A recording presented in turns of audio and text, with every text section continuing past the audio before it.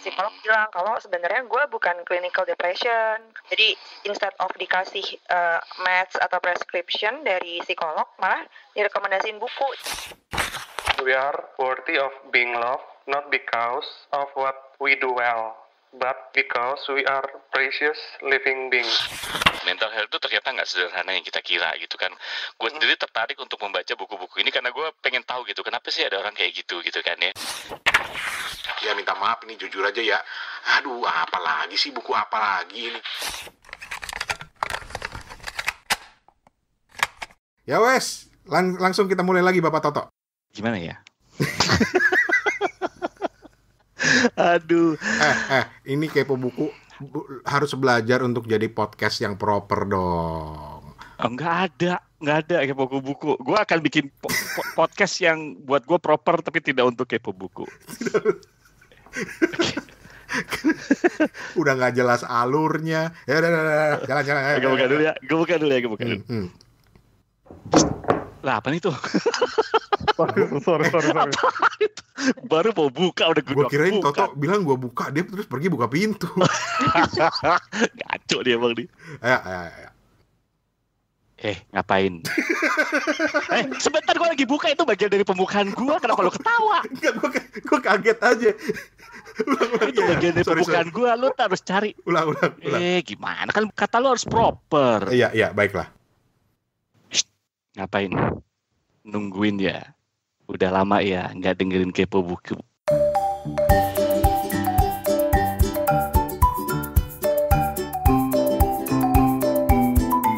Nah, kali ini Kepo Buku hadir lagi dan saya kebagian tugas nge-host lagi di episode kali ini.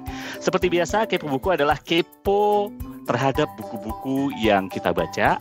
Hostnya kita bertiga, ada saya Toto Eko yang ada di Singapura, juga ada Bapak Rani yang ada di Bangkok, juga Steven yang ada di Ambon. Tentu juga kita selalu semangat ngepoin buku-buku yang teman-teman lagi baca juga. Oke, nah episode kali ini kita juga tetap kedatangan bintang tamu Mbak Hesti. Tapi sebelum saya ke Mbak Hesti, saya mau sapa dulu teman-teman saya yang biasa dari episode ke episode selalu ada. Mas Steven yang ada di Ambon, apa kabar? Ya, sehat. Alhamdulillah sehat. Bapak Rane yang ada di Bangkok? Tentu selalu nyaman. Sudah sehat? Udah, buset itu udah kapan tahu toh? Ya siapa tahu aja kan abis itu sakit lagi. Ngedoain. Lu jahat lu. Tapi tuh gila lo, itu sakit gue yang paling parah dalam sejarah hidup gue, karena gue belum pernah ngalamin sakit kayak gitu loh. Ternyata nyamuk Bangkok juga rese. Oh, ternyata di Bangkok juga ada demam berdarah ya? Bukan ada lagi, banyak.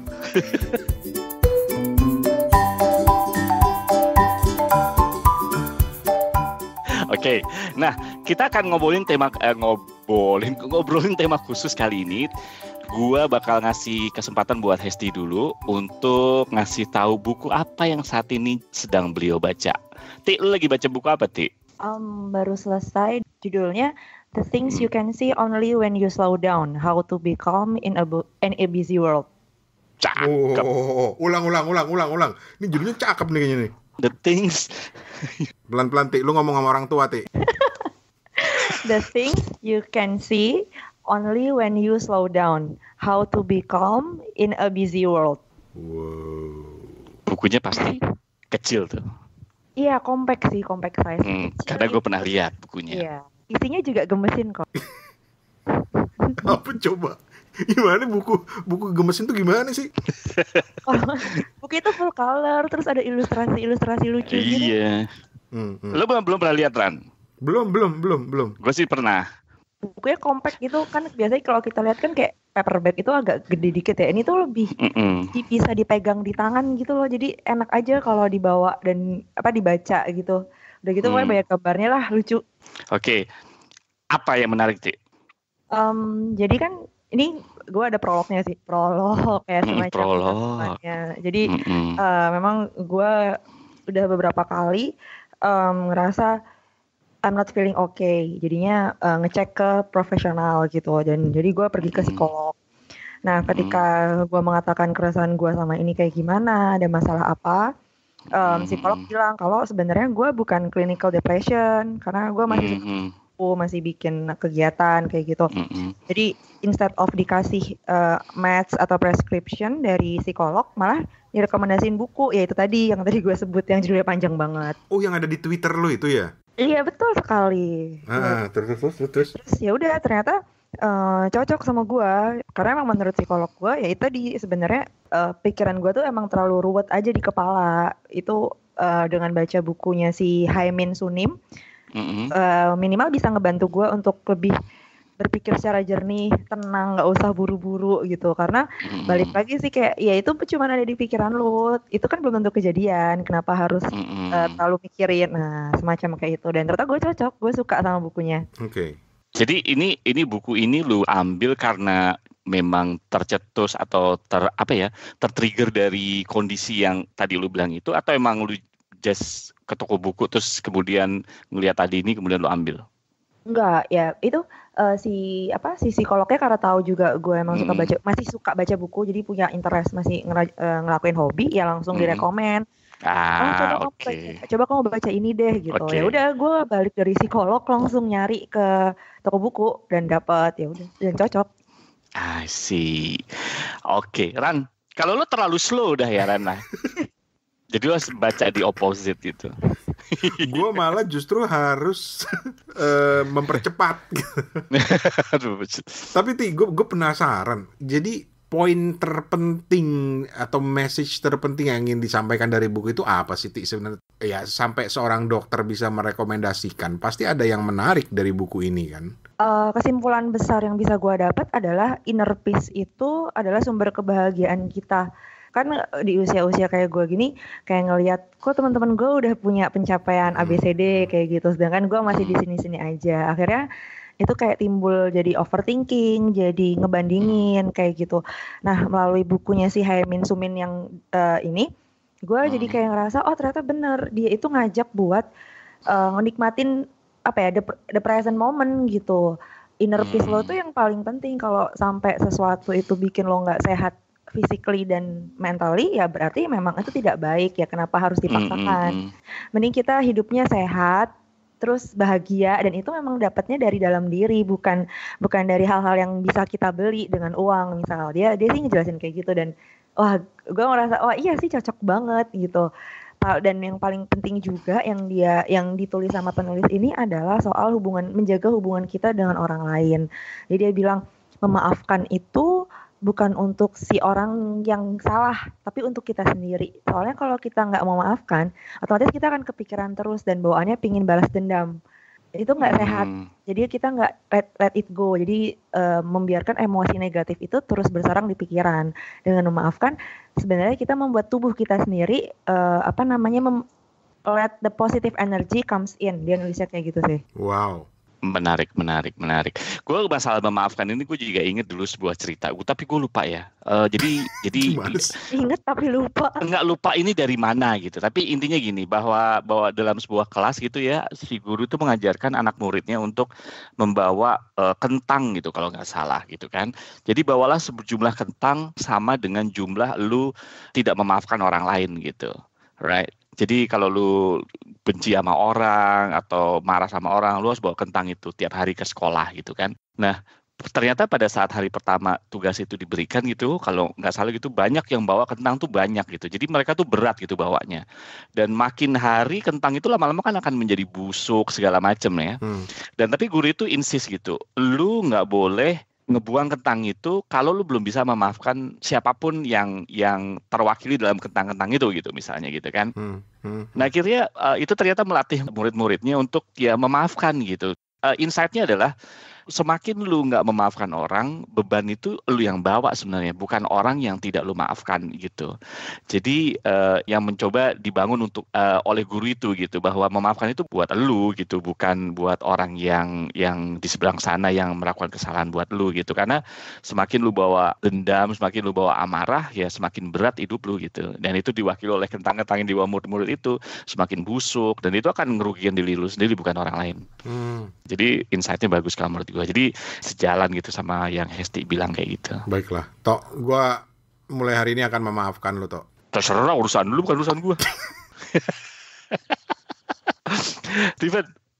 Ini bukunya juga aku lagi baca ya, yang Love for Imperfect Things, How to Save Yourself in a World Striving for Perfection. Mungkin ini buku yang sama ya, di bukunya yang Hesti bilang tuh.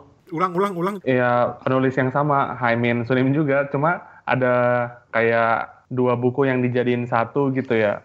Aku nggak ngerti. Tapi kalau yang si biksu ini tulis dari pengalaman hidupnya tuh benar-benar bagus gitu. Aku sementara masih baca sampai di pertengahan dan kisah-kisah terus advice ataupun quote-quote yang dia kasih tuh benar-benar praktikal dan benar-benar membantu gitu untuk ya kita harus benar-benar mencintai apapun yang ada di dalam sekeliling kita gitu, mau perfect maupun enggak gitu. Jadi Van, kita kan pengen mengangkat tema tentang mental health gitu kan ya. Menurut lo buku-buku kayak gini tuh membantu nggak sih buat orang-orang yang punya masalah dengan kesehatan mental gitu? Termasuk juga orang-orang di sekitarnya gitu. Ya membantu banget ya, membantu karena benar-benar bisa menyadari gitu. Kita tuh butuh orang lain, butuh cerita ke teman, ke sahabat, dan ternyata masih ada orang lain yang beredar gitu, bisa menjadi sebuah support system. Dan kenapa enggak untuk merayakan kehidupan gitu. Merayakan kehidupan dalam artian ya kita harus bisa menerimanya gitu, menerima hal-hal yang mungkin negatif, tapi bisa ada jalan keluarnya gitu menurut aku. Sih. Tapi kalau ngomong-ngomong mental health ya, kalau menurut gue mungkin sharing aja buat teman-teman di sini ya. Mental health itu ternyata nggak sederhana yang kita kira gitu kan, kompleks banget gitu. Dan gue sendiri tertarik untuk membaca buku-buku ini karena gue pengen tahu gitu, kenapa sih ada orang kayak gitu kan ya. Apalagi kasus-kasus sekarang tuh mental health tuh range-nya banyak banget gitu, dari sekedar mungkin stres gitu, kemudian sampai mungkin depresi, kemudian ada orang yang memang rentan banget punya anxiety attack kayak gitu-gitu. Jadi menarik sebenarnya.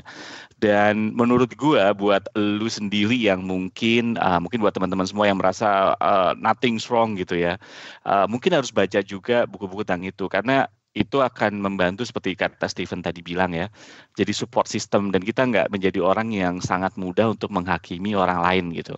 Kalau menurut gua ya, kadang-kadang kita selalu gampang banget, ala lu hidup lu kayaknya lebih seneng dari gua gitu kan, atau kenapa juga gitu aja dipikirin gitu, atau sesuatu yang sederhana mungkin kayak misalnya lu jarang beribadah gitu, padahal nggak sederhana itu gitu. Salah satunya adalah mungkin sesuatu yang berlaku buat lu atau berguna buat lu belum tentu juga berguna buat orang lain gitu. Karena gini, kalau menurut gua orang-orang dengan punya masalah dengan kesehatan mentalnya itu juga butuh support system yang baik gitu. Ya kita juga sebagai orang yang harus peka juga gitu apa yang ada dengan mereka gitu kan, gimana lu dealing dengan saudara lu, temen lu, bahkan keluarga lu sendiri, immediate family yang punya masalah dengan anxiety attack kayak gitu-gitu. Lu harus banyak baca-baca buku tentang kesehatan mental kalau menurut gue gitu. Minimal lu jadi support system yang baik gitu.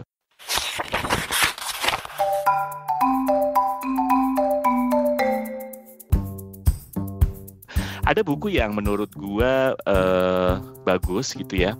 Bukunya waktu itu mungkin pernah gue sharing di salah satu episode, gue lupa, gue mungkin sebut sekilas. Itu bukunya Steve Allen sama Catherine Devine. Judulnya Mental, Become Your Own Mental Health Expert. Bukan berarti akhirnya setelah baca buku lu jadi really health expert ya, tapi minimal lu jadi support system yang bagus gitu. Dr. Stephen Allen ini sendiri psikiatris gitu, kemudian Catherine Devine ini komedian gitu. Dan setelah gue baca beberapa buku, gue baru sadar ternyata Steve Allen sendiri sebagai psikiater gitu ya, dia juga mengalami seperti itu dan dia juga mengalami kesulitan. Gue kan psikiater ya, kalau gue konsultasi sama kolega gue gimana ya gitu ya. Dan ternyata lucu. Tapi intinya buku ini sebenarnya mengajarkan minimal lu bisa tahu gitu apa sih yang disebut dengan depresi, apa sih yang disebut dengan anxiety, pencegahannya gimana gitu kan, dan lu ngadepin orang itu seperti apa. Dan lu gimana bisa ketemu dengan psikiater gitu, dan jangan merasa bahwa orang kalau ketemu psikiater, mungkin tadi Hesti bilang ya, Hesti juga ke psikolog kan Hesti ya, mungkin di zaman-zaman beberapa tahun yang lalu gitu kalau orang ke psikolog, ke psikiater kesannya lu punya masalah banget gitu. Punya masalah banget gitu ya, dalam bahasa dalam bahasa kasarnya lu jadi orang gila ya. Nah itu kan yang jadi masalah. Padahal spektrumnya luas gitu, dan sebelum terlambat. Nah makanya buku ini adalah mengajarkan apa sih anxiety attack, apa sih depression itu gitu ya, apa sih suicidal gimana ya attack kayak gitu kan, dan apa yang bisa lo lakukan gitu, pengobatan alternatif apa yang bisa dilakukan kayak gitu. Menurut gue buku ini bagus banget sih untuk lu baca kalau menurut gue.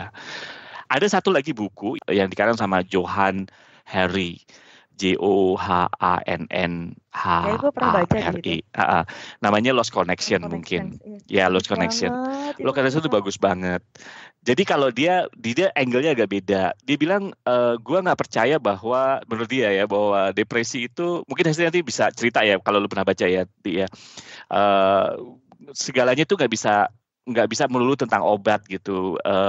Obat itu hanya stimulan untuk menyembuhkan dalam jangka tertentu aja, tapi root cause the problem of depression itu bukan itu gitu. Jadi di buku ini tuh dia ngejelasin beberapa yang bisa menyebabkan depresi. Kalau nggak salah ada 9 cause of depression, kayak misalnya disconnection dari meaningful work kayak gitu-gitulah. Lu baca deh. Dan ini bagus gitu untuk mengidentifikasi sebenarnya apa sih permasalahan dari depression gitu untuk setiap orangnya gitu.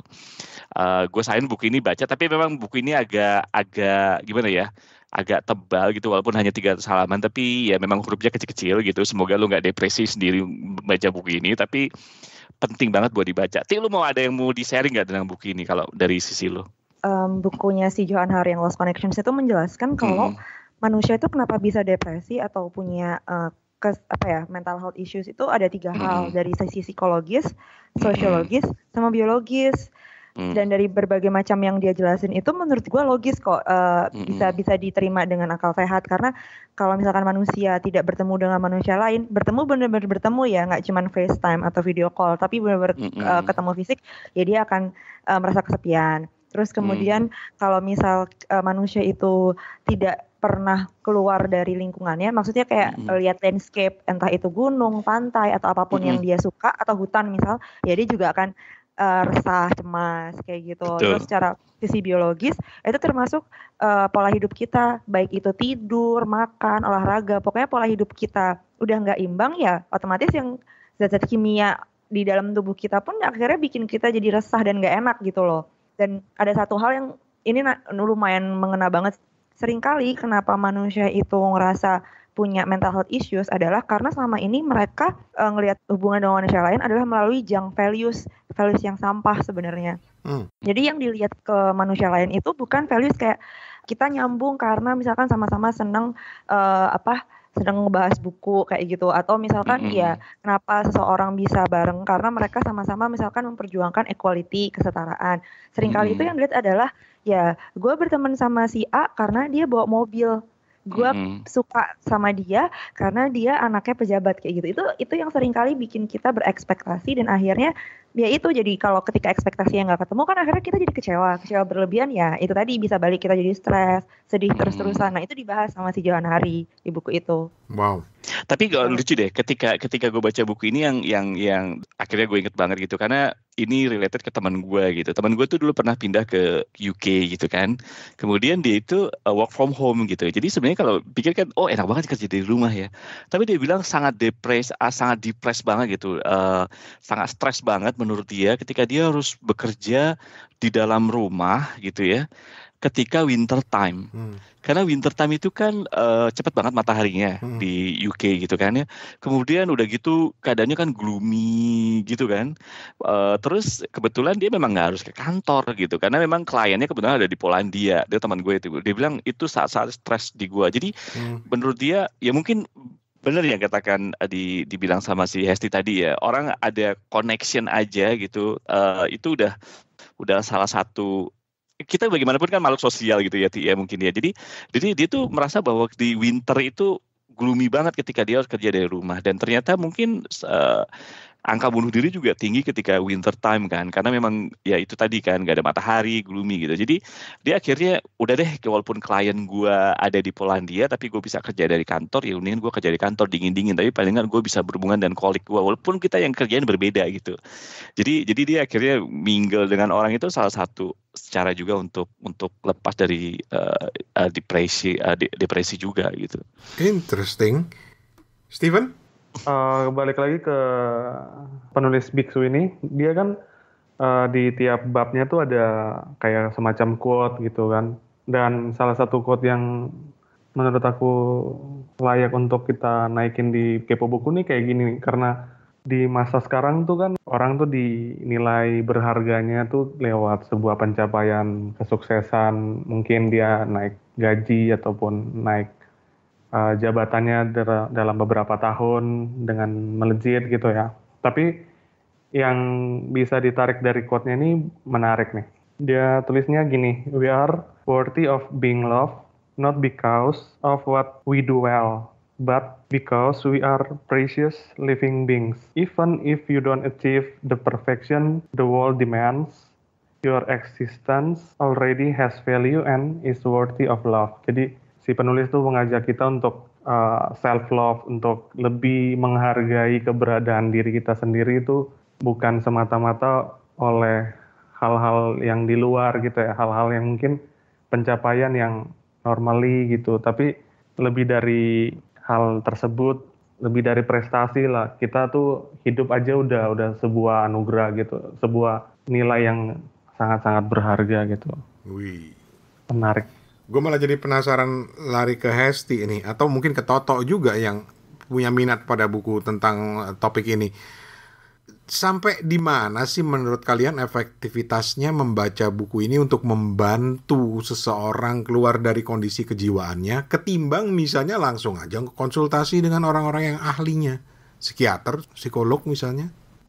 Kalau di gue ngelihatnya, gue tertarik sama mental health issues itu karena baca novelnya si John Green, judulnya Looking for Alaska.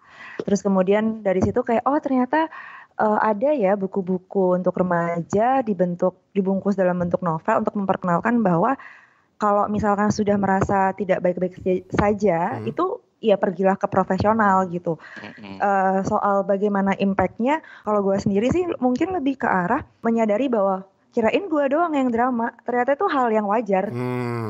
Ketika gue ngerasa sendirian, kayak masa sih gue kena masalah kayak gitu aja mikirnya kelamaan, atau misal emang benar gue ngerasain hal itu self doubt gue itu banyak banget. Tapi ketika dibantu dengan baca buku, oh ada penjelasannya loh, memang ternyata manusia itu ada kecenderungan untuk merasa tidak baik-baik saja secara mental kayak gitu.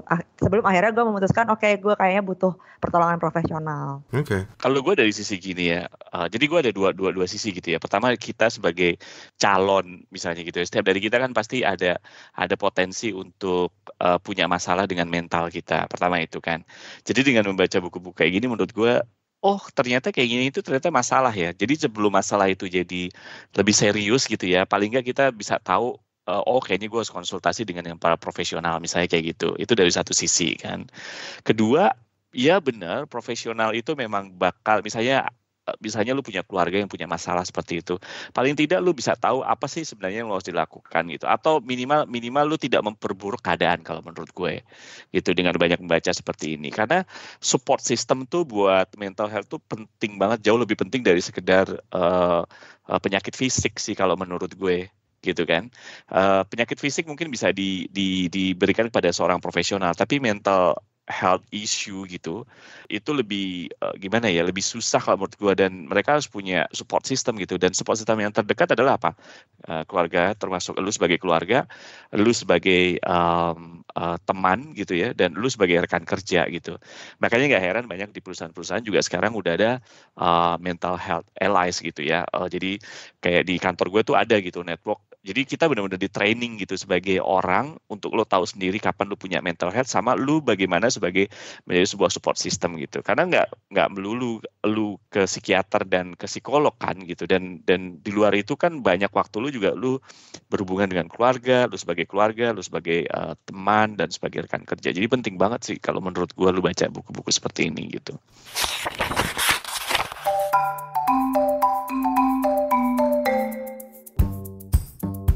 Sumpah lo, ini topik kepo buku yang paling serius menurut gue tapi menarik.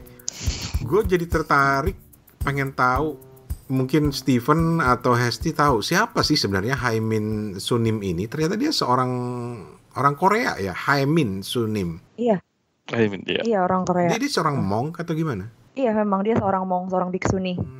Jadi dia memang backgroundnya lebih ke situ ya, bukan seorang ahli psikologi ya. Iya, karena kalau misalkan dirunut lagi sih Bang, biksuni itu sebenarnya nggak cuma si Hae-min Sunim, ada lagi satu lagi Tan siapa gitu, dia biksuni orang Vietnam, udah nulis buku lebih banyak dan bukunya kecil-kecil, pendek-pendek. Dia itu nulis kayak How to See, How to Love, itu kecil-kecil deh. Dan kalau gue ngeliat sih sejauh ini buku-buku yang mengajarkan kita untuk hidup slow down atau biar kita menemukan inner peace, rata-rata ditulisnya sama biksu. Mungkin karena ajaran Buddha mungkin mengajarkan seperti itu kali ya, gue juga nggak ngerti sih. Oke. Dan ngomong-ngomong soal tema kesehatan mental, ini gue belum baca sih, tapi ada satu teman gue yang menyodorkan buku ini, dia editornya. Mungkin masih ingat Imelda Bahtiar. Beberapa kali kan jadi tamu di Kepo Buku. Dan dia baru aja kelar ngedit dan nulis bareng Novarianti Yusuf. Novarianti Yusuf ini gila, ini orang macem-macem kemampuannya. Dia lulusan ilmu kesehatan masyarakat, psikiater, penulis fiksi, anggota DPR pernah gitu. Tapi dia punya buku yang judulnya Jelajah Jiwa, Hapus Stigma. Autopsi psikologis bunuh diri 2 pelukis.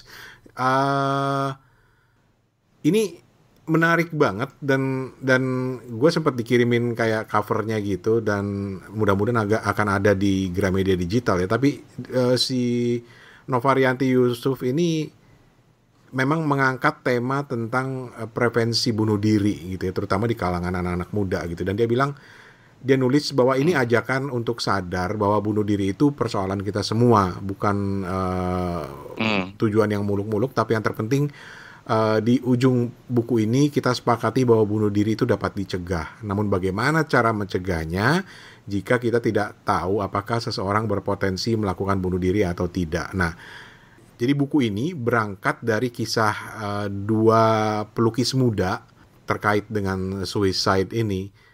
Satu rekomendasi yang mungkin bisa dicek lagi. Sekali lagi judulnya Jelajah Jiwa, Hapus Stigma, Autopsi Psikologis Bunuh Diri 2 Pelukis.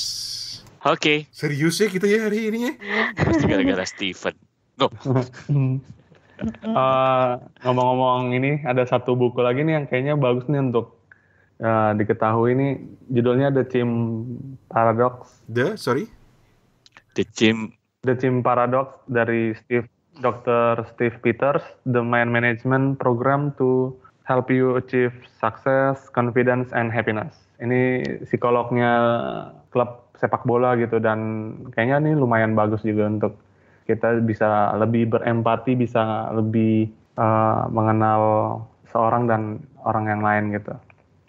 Chimp Paradox. Mungkin udah pada pernah baca mungkin? Belum pernah. Ini udah diterjemahin juga oleh GPU. Halo GPU. Halo, apa kabar? Ini kode keras ya? Ngasih kode keras melulu. Oke. Ada lagi yang mau ditambahin? Gue jadi tertarik loh, karena gue jadi sambil ngobrol ini gue jadi googling, terutama soal Hae-min Sunim ini. Banyak hal yang menarik, misalnya ketika dia bilang orang yang paling berbahaya itu adalah orang yang punya passion tetapi kekurangan wisdom. Anjrit. Keren banget. Bukan kekurangan passion. Dia punya passion tapi tidak memiliki wisdom. Oke, berat. Tapi yang paling ngejelep, karena gue nemuin satu artikel yang ngumpulin kutipan-kutipannya. Nggak tahu ini ada di buku itu nggak ya Hesti ya. Tapi ini ngejelek banget sebagai saya seorang budak korporat. Dia bilang begini, when you leave work for the day, if you find yourself asking, do I have to live my whole life like this? Kita kan kalau kerja kan kadang-kadang suka mikir, gini terus nih gue kerjaan gue nih, hidup gue nih gitu ya. Terus dia bilang, then try the following, cobalah berikut ini. Bangun agak pagi, besok paginya, duduk diam seolah sedang dalam meditasi, tarik napas dalam dan perlahan-lahan, dan tanyakan pada dirimu sendiri gitu ya, bagaimana pekerjaanmu itu membantu orang lain, terlepas dari seberapa pentingnya atau seberapa tidak langsungnya.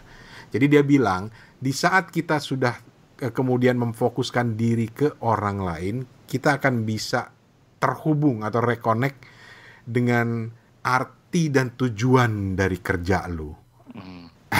Gue tuh selalu mikir gitu, karena kadang-kadang gue kalau udah malas bangun pagi gitu, aduh, gue udah berapa tahun kerja kayak begini melulu nih, aduh, sampai kapan gitu. Tapi dia memberikan sudut pandang baru untuk reconnect dengan orang lain gitu loh, untuk melihat bagaimana apa yang lu kerjaan itu mungkin bisa bermanfaat buat orang lain gitu.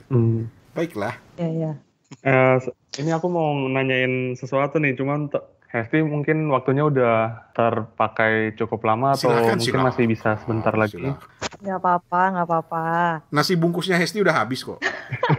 Hesti, ini kan kita lagi obrolkan health mental issue.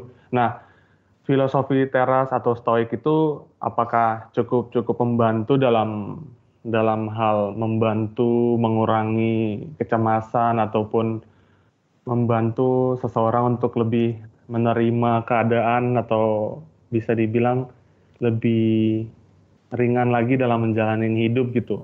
Hesti udah baca filosofi teras? Udah baca. Oke.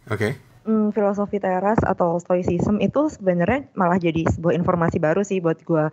Oh, ternyata ada loh ilmu filsafat yang ngajarin kita buat ya you really living in the moment aja gitu. Kan dia tidak mengajarkan yang praktis ya. Tidak mengajarkan untuk kamu mikirnya jangan kejauhan atau enggak sih, stoicism itu enggak kayak gitu. Bahkan kalau menurut gue itu, karena sejujurnya gue orangnya rasional, jadi lebih seneng dikasih pendekatan yang emang bisa gue terima di kepala gitu.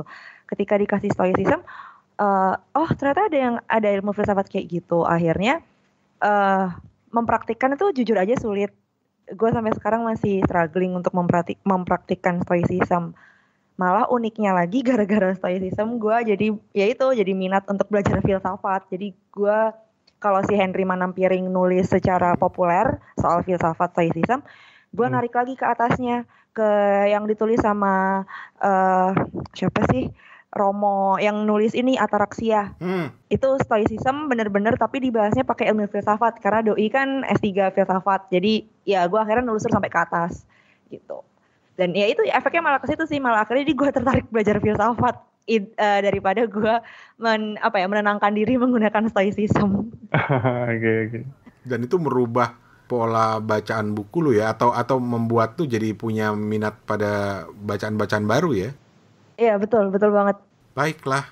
Tapi ya terkait dengan hobi membaca ya dan kesehatan mental, walaupun secara tidak langsung, tapi seperti yang gue pernah cerita di awal-awal episode tahun ini gue pengen lebih membaca untuk menikmati gitu loh, untuk kalau istilahnya Toto, untuk rekreatif kali ya, apapun itu bukunya gitu. Mungkin dari situ bisa membuka pikiran gue untuk kepada buku-buku baru, seperti ketika kalian, ya minta maaf ini jujur aja ya, ketika kalian bahas soal buku yang terkait soal kesehatan jiwa, gue tuh selalu, aduh apalagi sih, buku apa lagi ini gitu. Tapi kemudian ketika gue googling, baca excerpt bukunya, gue sampai download excerptnya nih di Kindle, gue bilang menarik juga ternyata ya gitu. Jadi ya mungkin ini akan masuk dalam daftar buku gue untuk bisa dinikmati mudah-mudahan. Gitu Pak Toto. Oke. Terus kedepannya gimana nih, baca barang di Surabayanya nih mungkin asik. Bilang aja kalau mau datang. Pakai ngasih kode segala. Tanya aja tanggalnya berapa. Tahu. tanya aja Hesti dateng nggak gitu langsung Fen. Lu kan biarpun ada kumpul di Surabaya, kalau Hesti nggak datang kan lu juga nggak datang sebenarnya kan. Jujur banget. Iya, baca bareng Surabaya kan sebenarnya aduh ini sekalian di pengumuman sih gue. Jadi gue memutuskan untuk recovery karena gue belum sembuh betul dari mental health gue yang belakangan ini. Jadi gue recovery, gue berhenti dari pekerjaan dan pulang ke Surabaya. Serius? Ya, gue nggak di Jakarta. Oh, bukan di Jakarta. Oke. Jadi pulang ke Surabaya dan ya sampai recovery, sampai ngerasa bahwa udah bisa kerja lagi, baru gue akan kerja. Nah, meanwhile gue di Surabaya, berarti gue balik ke dunia literasi gue yang dulu sempat gue tinggalin karena gue kerja. Dan salah satunya adalah balik ke ini, baca bareng. Gue mau ngaktifin yang bener-bener ngaktifin lagi yang di Surabaya. Dan kalau kalian pengen tahu apa itu baca bareng, coba cari episode-episode belakangnya sebelum ini. Kita ada ngobrol khusus tentang baca bareng Hesti. Steven. Ini kayaknya lagi langsung mesen tiket nih Steven nih. Steven? Iya nih Steven nih langsung mesen tiket kayaknya. Gue boleh nambahin nggak? Tadi mau ngerespon Bang Rane sih soal baca untuk rekreatif ya. Jadi yang gue kan selalu ngomong di Twitter sama Instagram gue sih, walaupun gue sendiri punya target baca, setiap kali itu ada orang yang reply, kok bisa sih Kak baca segitu dalam setahun, gimana cara ngatur waktunya. Kalau gue balik lagi sih, membaca itu jangan sampai jadi beban. Membaca itu harus dinikmati kegiatan membacanya. Nggak peduli orang lain punya strategi kayak gimana dia ngatur waktu atau dia punya berapa banyak buku yang harus dibaca dalam 1 tahun. Tapi kalau kitanya sendiri nggak ngerasa enjoy, nggak ngerasa nyaman atau menikmati, ya buat apa gitu? What's the point of reading then? Gitu sih. Ya kembali ngingetin kalau sebenarnya baca itu ya reading for pleasure, jangan sampai jadi malah pressure. Makanya gue bilang gue pengen reading for pleasure, lebih fokus ke reading for pleasure kali ini. Jadi tidak ada, mungkin karena ini didorong oleh kebiasaan gue yang beli banyak buku tapi nggak ada yang gue baca, jadi gue stres sendiri dan berusaha mengejar supaya membacanya gitu. Jadi kiasu kalau istilah di kampungnya Toto. Ya. Lagian baca mah santai aja ya, Tia. Kalau gue sih, iya baca dibikin santai aja. Kalaupun ada satu tema, kebiasaan gue adalah karena gue mungkin orangnya termasuk suka impulsif dalam membeli buku gitu, dan gue nggak bisa ngejelasin kenapa gue pilih buku ini di hari ini, kenapa di hari berikutnya gue pilih ini, karena gue orangnya impulsif termasuk ketika di toko buku. Jadi gue ketika gue baca buku ya gue santai aja. Kadang-kadang ada topik gue nggak ngerti ini ngomongin apaan sih di sebenarnya. Ada banyak buku yang gue ambil ngomongin apa sih, gue gak mudeng gitu kan. Tapi ya udah, gue nggak menganggap itu sebagai stres ya. Gue bilang ternyata banyak hal di luar sana yang menurut gue banyak yang gue nggak ngerti, dan itu oke aja buat gue gitu. Kalau gue sih orangnya kayak gitu. Dan satu hal lagi Van, buat lu ya, dari Ambon ke Surabaya itu ada penerbangan 1 kali setiap hari Van. Penting. Gue udah cek ini setiap jam 6 sore. Oh, jam 6 sore. Oke, baik. Bisa.